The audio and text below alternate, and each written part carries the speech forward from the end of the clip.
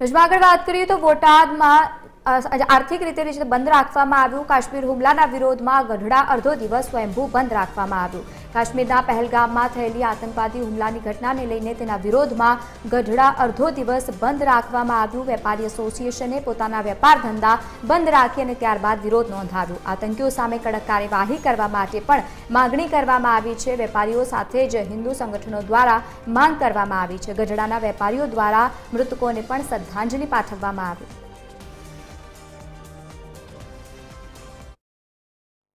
આજનો કાર્યક્રમ એવો છે કે ગઢડા વેપારી એસોસિએશન અને ગઢડા વિશ્વ હિન્દુ પરિષદ પ્રખંડ દ્વારા અહીંયા બોટાદના ધાપે જે જમ્મુ કાશ્મીરમાં લોકો 27 જણો મૃત્યુ પામ્યા છે એની શ્રદ્ધાંજલિ આપવામાં આવેલ છે।